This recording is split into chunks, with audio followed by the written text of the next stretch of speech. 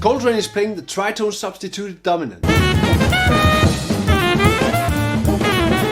And Chris Potter is using parallel moving dominants and a pentatonic pattern. When playing the blues, you have so many possibilities of adding extensions, superimposed chords, and great substitute changes. Adding these blues hacks will really spice up your playing and make awesome blues solos. Before we getting into this advanced stuff, I really want to start simple. We can add a 2 minor chord in the 4th bar to that C7, getting a G minor 7 C7 chord at 2-5, going into that F7 in bar 5. Giving us the opportunities to use our 2-5 progressions in the 4th bar.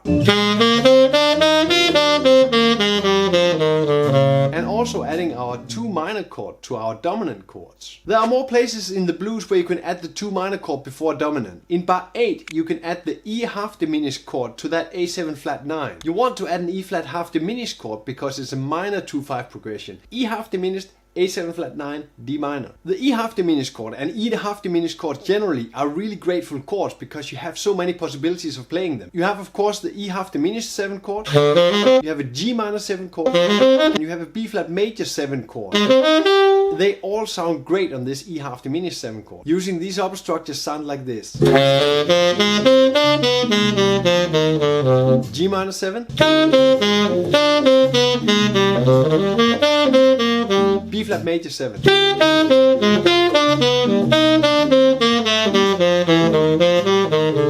The B flat major 7 gives you great parallel movement with that A7 chord. Check out the Patreon lesson manual where I have added tons of these Blues Etudes with all these new progressions, getting you directly into playing this sound. Some people play the blues using a 4th degree minor chord in the 6th bar of the blues.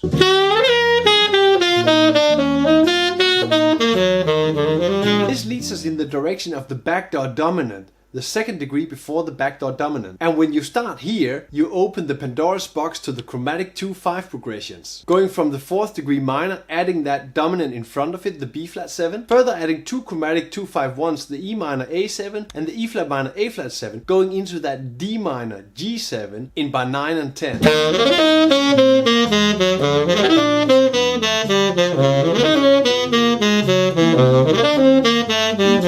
Start simple. I take a pretty simple pattern going through all these 2-5-1s. I'm trying to play very clearly so I understand where all these notes are going, how to lead into those 2-5-1s. But when you're taking only one pattern doing this, it sounds pretty exercise-like. You want to spice it up.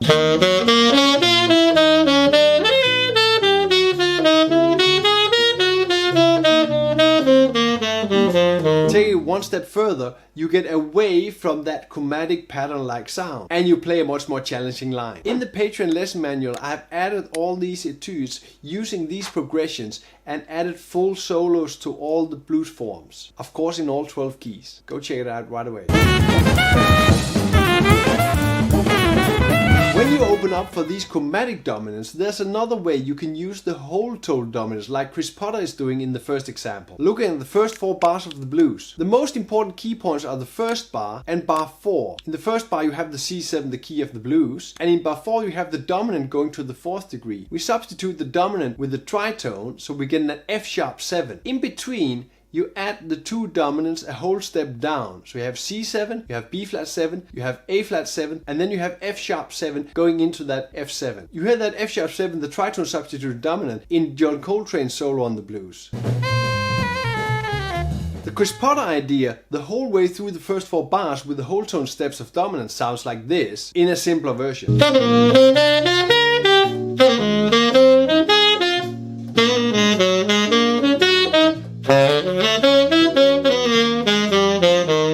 What you get is this really nice thematic movement. You could really hear that you're moving down those dominants. And in the 4th bar you get that F sharp 7 sound, the tritone substituted dominant to the C7, going into that F7 in bar 5. If you look closely on the F sharp 7, I actually play C sharp minor 11, which also means I can take all these dominants a step further, adding a 2 minor in front of all the dominants. This means I'm playing 2 5s moving down in whole steps. What I really like about this progression is that the 2 5s actually resolve every time. The G minor C7 going into F minor B flat 7, going into E flat minor A flat 7, going into C sharp 7, F sharp 7, resolving into F. But all the dominants resolve to the 1. minor chord.